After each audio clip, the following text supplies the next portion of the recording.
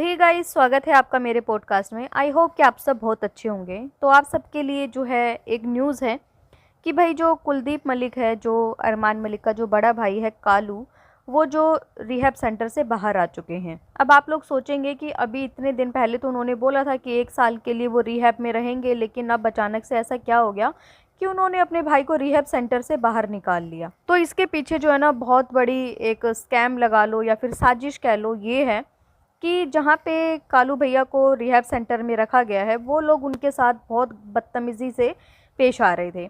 और पेश क्या आ रहे थे कि जैसे ही अरमान मलिक ने काफ़ी टाइम से बोल रहे थे कि बात कराओ, क्योंकि अलाउड है वहाँ पे बात कराना, कि वीडियो कॉल पे बात कराओ। जब उन लोगों ने बात नहीं कराई, जब उन्होंने गालियाँ वगैरह देना स्टार्ट की, तब जाके उन्होंने जो है कालू से उनकी बात कराई। और वीडियो कॉल पे कालू भैया जो है रोने लग गए अपने भाई को देख के, और रोते रोते जो है सारी चीज़ें बताई कि किस तरीके से उनको यहाँ पे टॉर्चर किया जा रहा है। इवन उनके हाथ की एक उंगली तक उन लोगों ने तोड़ दी है।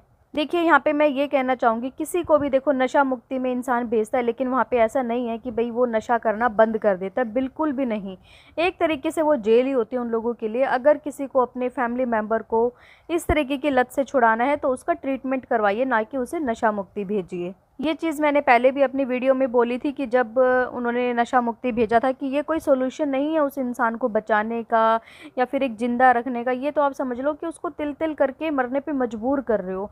अगर उसको ज़िंदा ही रखना है, वो भी अच्छे तरीके से, कि जिससे वो अपनी फैमिली के साथ रहे, अपने बच्चों के साथ रहे, तो उसका ट्रीटमेंट करवाओ यार। इतने पैसे तो देखो वहाँ भी लग रहे हैं नशा मुक्ति में, और काफ़ी सारे देखो स्कैम भी होते हैं बहुत बड़े बड़े।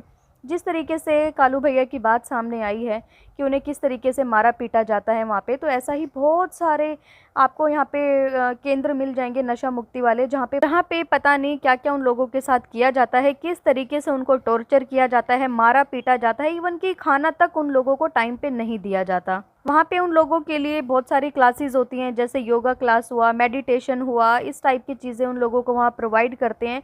लेकिन ये सिर्फ कहने की बातें हैं, या फिर ये समझ लो कि अगर कोई वहाँ पे देखने चला गया तो उन लोगों को वो दिखा देंगे। लेकिन जो रियलिटी है ना कहीं स्कैम इतना बड़ा होता है ये, क्योंकि आप लोग भी नहीं समझ पाएंगे कि उन लोगों के साथ अंदर क्या हो रहा है।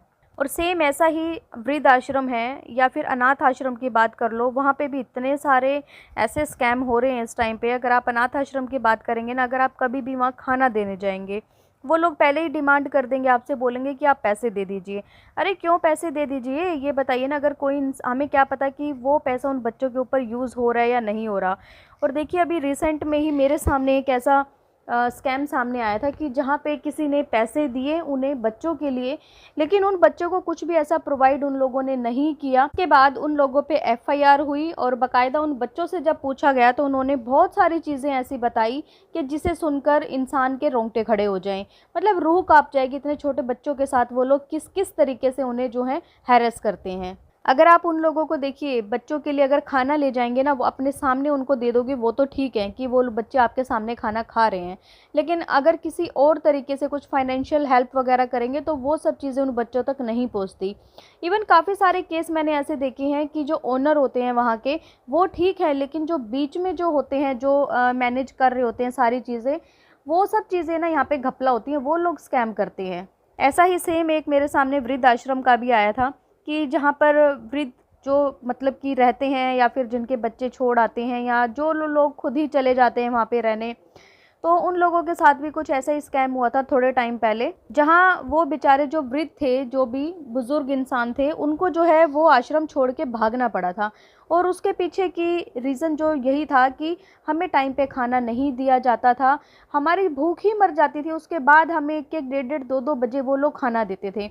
प्रॉपर जो दूध आता था वहाँ पे चाय के लिए, वो दूध वो सारा पी जाते थे, और चाय इतनी गंदी काली चाय उन जो बुज़ुर्ग इंसान है उनको वहाँ पे प्रोवाइड करवाई जाती थी। तो देखिए, मैं तो यही कहना चाहूँगी भाई सबसे, कि अगर किसी के बुज़ुर्ग पेरेंट्स हैं तो कभी उनके साथ तो पहले ऐसा ना ही करो कि उनको वहाँ पे रहना पड़े।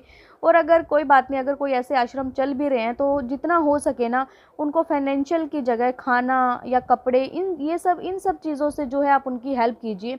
क्योंकि बहुत सारे स्कैम आज भी ऐसे चल रहे हैं, इनके पीछे इतना बड़ा एक गैंग होता है जिसके ज़रिए ये सब चीज़ें चलती हैं, और कहीं ना कहीं मतलब कि धोखाधड़ी के मामले, इन सब चीज़ों में, और अंदर किस तरीके से गंदगी फैलाई जा रही है वो तो आप मतलब दूर दूर तक सोच भी नहीं सकते। तो ये तो हुई खैर आश्रम की बात। मैं कर रही थी कालू भैया की बात कि उन्होंने देखो यही बोला है कि वापस उन्हें ला रहे हैं और वो अपने मुंह से बताएंगे कि किस तरीके से उनके साथ जो है बदतमीज़ी की है, उन लोगों ने उंगली तोड़ी है और ऐसा क्या किया था उन्होंने कि जिसकी वजह से उन्हें हाथ उठाना पड़ा। काफ़ी लोगों के मन में ये भी क्वेश्चंस आएंगे कि क्या वो नशा मुक्ति से आने के बाद दोबारा अपने बच्चों के पास जाएंगे, क्या उनके साथ भी फिर वो सब मारपीट वगैरह करेंगे। तो देखिए वो तो आने वाले टाइम में ही पता लगेगी, और हम तो बिल्कुल नहीं चाहेंगे कि उन्हें बाहर रखा जाए। ठीक है, अगर उन्हें किसी नशा मुक्ति में भी डालना है, उनको ट्रीटमेंट नहीं करवाना, तो किसी अच्छी जगह वहाँ डालें जहाँ पे वो सेफ़ रहें। वहीं पर बात करें अरमान मलिक के व्लॉग की, तो उनके 2 बच्चों का जो पायल के बच्चे हैं, उनका बर्थडे था। बहुत अच्छे तरीके से उन्होंने बर्थडे सेलिब्रेट किया। हालाँकि उनका जो बर्थडे था वो कैंसिल होते-होते बच गया, क्योंकि अयान की तबीयत बहुत ज़्यादा ख़राब थी। और देखिए इस बच्चे की तबीयत पहले से बहुत ख़राब रहती है, जैसे उनको कभी-कभी ख़ारिश हो जाती है, कुछ और उसे हेल्थ प्रॉब्लम आती रहती है। तो इसी को लेके उन्होंने टेस्ट करवाए थे, जिसके बाद पता लगा कि इतने छोटे बच्चे की प्लेटलेट्स इतनी ज़्यादा डाउन हैं। जिसके बाद काफ़ी सारे टेस्ट कराए हैं, तो रिपोर्ट ऑलमोस्ट जो है नॉर्मल आई है उस बच्चे की अभी। और अभी हालांकि दोनों बच्चे बिल्कुल ठीक हैं और बर्थडे भी उन्होंने सेलिब्रेट किया, जहाँ पे उनके बर्थडे में काफ़ी सारे यूट्यूबर्स भी आए। आकांक्षा अनूप करके कोई यूट्यूबर हैं, उसके बाद लखनीत हैं, लखन और नीतू, और बहुत बड़े बड़े जो हैं यूट्यूबर्स हैं, कुछ इन्फ्लुएंसर हैं, इंस्टा वाले कह लीजिए, ये सब वहाँ पे जो हैं थे।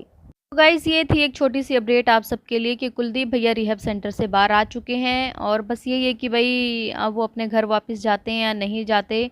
देखिए मुझे तो लगता नहीं कि वो जाएंगे, क्योंकि इतनी सारी ऑलमोस्ट जो है कंट्रोवर्सी हो चुकी है। उनकी वाइफ और बच्चे भी अपना घर छोड़ के जा चुके हैं, मुझे नहीं लगता कि वो वहाँ पर जाएंगे। आप लोगों का क्या कहना है इसके बारे में कमेंट करके ज़रूर बताएं।